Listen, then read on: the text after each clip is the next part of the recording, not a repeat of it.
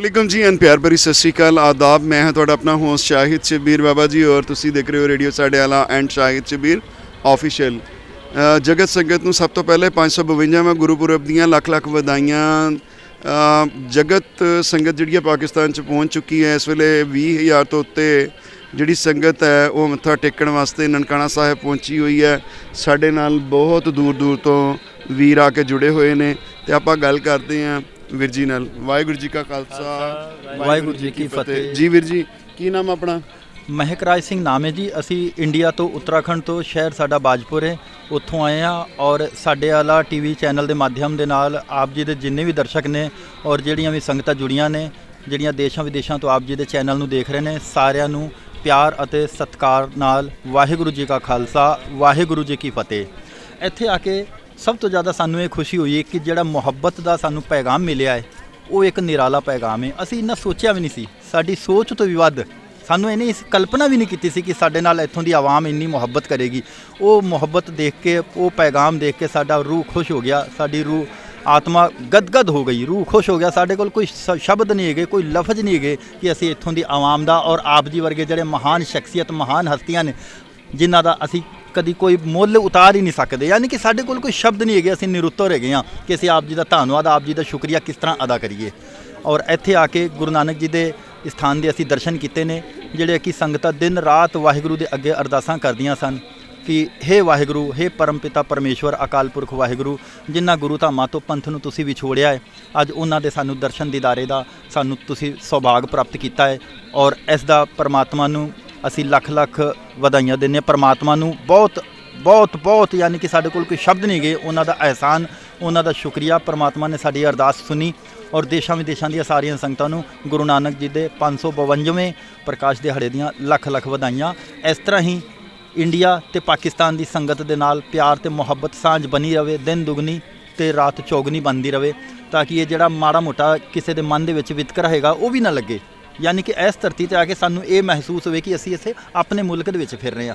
ਬੇਗਾਨੇਪਨ ਦਾ ਸਾਨੂੰ ਬਿਲਕੁਲ ਅਹਿਸਾਸ ਨਹੀਂ ਹੈਗਾ। ਔਰ ਅਗਰ ਕਿਸੇ ਨੂੰ ਵੀ ਹੁੰਦਾ ਹੈ, ਅਗਰ ਕਿਸੇ ਲੱਗਦਾ ਹੈ ਉੱਥੇ ਬੈਠ ਕੇ ਅਸੀਂ ਸੋਚਦੇ ਹਾਂ ਕਿ ਉਹ ਬੇਗਾਨਾ ਮੁਲਕ ਹੈ, ਅਤੇ ਉਹ ਆ ਕੇ ਇੱਥੇ ਦੇਖ ਲਵੇ ਕਿ ਬੇਗਾਨਾ ਹੈ ਜਾਂ ਆਪਣਾ ਹੈ, ਆਪਣਾ ਕੀ ਹੈ, ਬੇਗਾਨਾ ਕੀ ਹੈ। ਇੱਥੇ ਆ ਕੇ ਅਹਿਸਾਸ ਲੱਗ ਜਾਏਗਾ। ਸਾਨੂੰ ਨਹੀਂ ਲੱਗਦਾ ਕਿ ਅਸੀਂ ਇਹ ਬੇਗਾਨੇ ਹਾਂ, ਕਿਉਂਕਿ ਇੱਥੇ ਸਾਡੀਆਂ ਪਲਕਾਂ ਇਹਨਾਂ ਨੇ ਵਿਛਾ ਦਿੱਤੀਆਂ, ਸਾਡੇ ਕਦਮਾਂ ਦੇ ਵਿੱਚ ਇਹਨਾਂ ਨੇ ਫੁੱਲ ਵਿਛਾ ਦਿੱਤੇ। ਸਾਡੇ ਕੋਲ ਕੋਈ ਸ਼ਬਦ ਨਹੀਂ, ਕੋਈ ਅਲਫਾਜ਼ ਨਹੀਂ ਕਿ ਜਿਹੜੇ ਅਸੀਂ ਇਹਨਾਂ ਵਾਸਤੇ ਕਰੀਏ। ਪਰਮਾਤਮਾ ਕਰੇ ਇਹ ਮੁਹੱਬਤ ਦਿਨ ਦੁਗਣੀ ਅਤੇ ਰਾਤ ਚੌਗਣੀ ਵਧੇ। ਵਾਹਿਗੁਰੂ ਜੀ ਕਾ ਖਾਲਸਾ ਵਾਹਿਗੁਰੂ ਜੀ ਕੀ ਫਤਿਹ। ਵੀਰ ਜੀ ਨੂੰ ਜਗ੍ਹਾ ਜ਼ਰਾ ਦਿਓ ਇਸ ਸਾਈਡ 'ਤੇ। ਜੀ ਵੀਰ ਜੀ ਸਾਰੀਆਂ ਵਾਹਿਗੁਰੂ ਜੀ ਕਾ ਖਾਲਸਾ ਵਾਹਿਗੁਰੂ ਜੀ ਕੀ ਫਤਿਹ।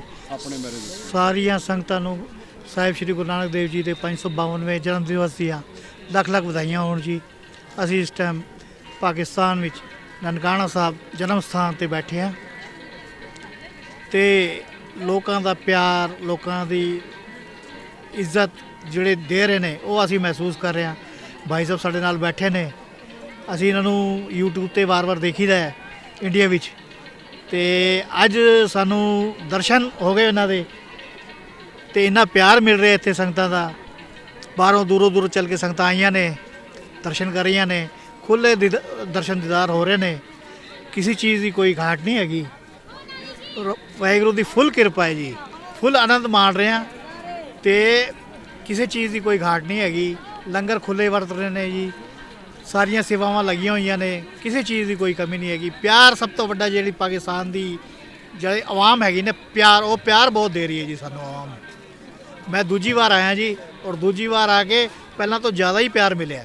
ਭਾਈ ਸਾਹਿਬ ਨਾਲ ਮਿਲ ਕੇ ਬਹੁਤ ਹੀ ਤਬੀਅਤ ਜ਼ਿਆਦਾ ਖੁਸ਼ ਹੋਈ ਹੈ। ਵਾਹਿਗੁਰੂ ਜੀ ਕਾ ਖਾਲਸਾ ਵਾਹਿਗੁਰੂ ਜੀ ਕੀ ਫਤਿਹ। ਜੀ ਆਪਣਾ ਬਾਬਾ ਜੀ ਮਾਈਕ ਤੁਹਾਡੇ ਕੋਲ। ਆਪਣਾ ਨਾਮ ਦੱਸੋ, ਆਪਣਾ ਪਰਿਚੈ ਦੱਸੋ ਜੀ।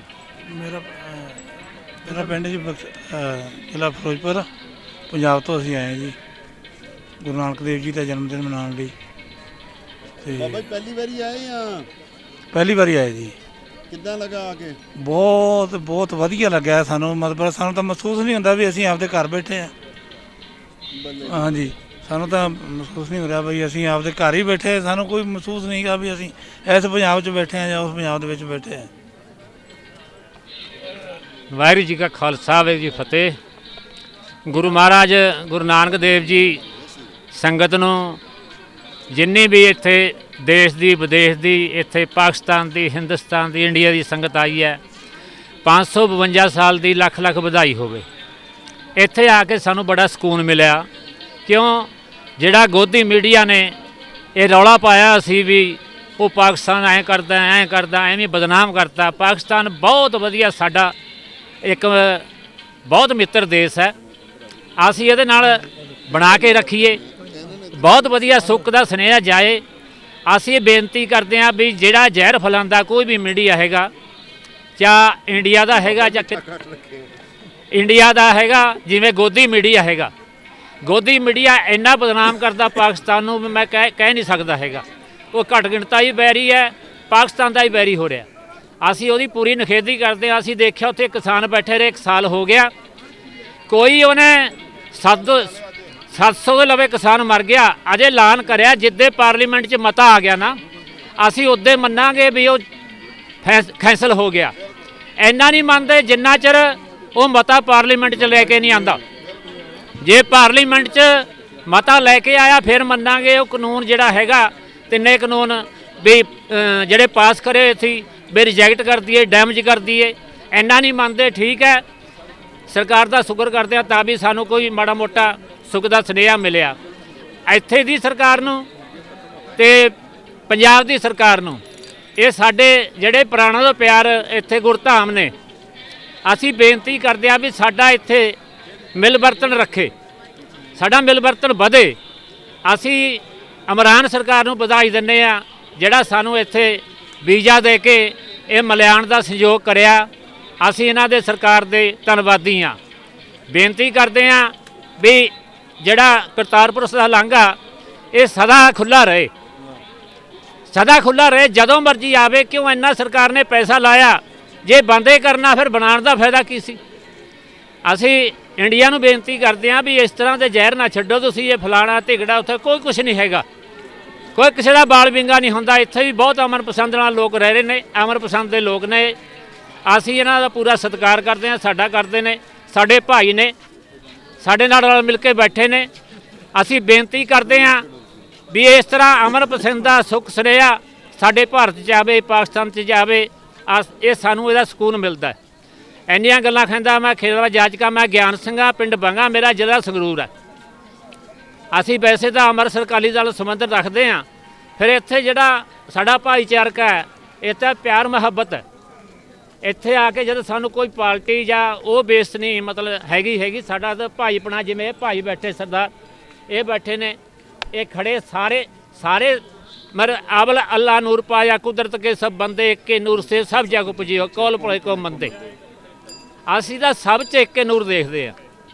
ਵਾਹਿਗੁਰੂ ਜੀ ਕਾ ਖਾਲਸਾ, ਵਾਹਿਗੁਰੂ ਜੀ ਕੀ ਫਤਿਹ।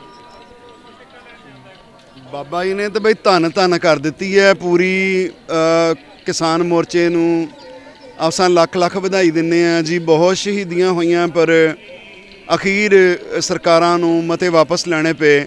ਤਾਂ ਪਹਿਲੇ ਹੀ ਸੋਚ ਸਮਝ ਕੇ ਅਗਰ ਇਹ ਕੰਮ ਕੀਤੇ ਜਾਣ ਤਾਂ ਇੰਨੀਆਂ ਸ਼ਹੀਦੀਆਂ ਨਾ ਹੋਣ, ਇੰਨੇ ਨੁਕਸਾਨ ਨਾ ਹੋਣ, ਇੰਨੀ ਖੇਤੀ ਖਰਾਬ ਹੋਈ। ਤਾਂ ਅਸੀਂ ਤਾਂ ਪਹਿਲੇ ਹੀ ਕਿਹਾ ਸੀ ਕਿ ਰਲ ਮਿਲ ਕੇ ਬਹਿ ਕੇ ਇਸ ਚੀਜ਼ ਨੂੰ ਖਤਮ ਕਰ ਦੇਵੋ ਤਾਂ ਕਿ ਜੱਗ ਹਸਾਈ ਨਾ ਹੋਏ। ਹੁਣ ਜੱਗ ਹਸਾਈ ਵੀ ਹੋਈ, ਜੱਗ ਲੁਟਾਈ ਵੀ ਹੋਈ, ਔਰ ਆਪ ਦੇ ਭਰਾ ਵੀ ਗਏ ਦੁਨੀਆ ਤੋਂ। ਤੇ ਫਿਰ ਜਾ ਕੇ ਮਤਾ ਸਿਰਫ ਵਾਪਸ ਹੀ ਹੋਇਆ ਵਾ। ਤੇ ਅਗਰ ਪਹਿਲੇ ਲੈ ਲੈਂਦੇ, ਨਾ ਸ਼ਹੀਦੀਆਂ ਹੁੰਦੀਆਂ, ਨਾ ਨੁਕਸਾਨ ਹੁੰਦੇ, ਨਾ ਟ੍ਰੇਡ ਖਰਾਬ ਹੁੰਦੀ, ਨਾ ਕਿਸਾਨ ਖਰਾਬ ਹੁੰਦਾ। ਹੁਣ ਲੋਕਾਂ ਦੇ ਸੈਂਟੀਮੈਂਟਸ ਹਰਟ ਹੋ ਕੇ ਸਾਰਾ ਕੁਝ ਵਾਪਸ ਹੋਇਆ। ਚਲੋ ਕੋਈ ਨਹੀਂ, ਫਿਰ ਵੀ ਕੀ ਕਹਿੰਦੇ ਹੈ ਕਿ ਕਿਸੇ ਨੇ ਕਿਹਾ ਬੁੱਲਿਆ, ਉਹ ਬੁੱਲਿਆ, ਉਹਨੇ ਕਿਹਾ ਨਹੀਂ ਮੈਂ ਘਰ ਆਇਆ, ਮੈਂ ਭੁੱਲਿਆ। ਤੇ ਸੋ ਗੱਲ ਹੈ ਕਿ ਤੂੰ ਘਰ ਆ ਕੇ ਬੰਦਾ ਭੁੱਲ ਕੇ ਮੰਨ ਲਵੇ ਕਿ ਮੈਂ ਭੁੱਲਿਆ ਵਾਂ, ਤਾਂ ਫਿਰ ਵੀ ਬਹੁਤ ਵੱਡੀ ਗੱਲ ਹੈ ਕਿ ਇਹ ਮੁੱਦਾ ਜਿਹੜਾ ਅਖੀਰ ਖਤਮ ਹੋ ਗਿਆ ਜੀ। ਰੱਬ ਰਾਖਾ ਜੀ, ਫਿਰ ਹਾਜ਼ਰ ਹੁੰਦੇ ਹਾਂ।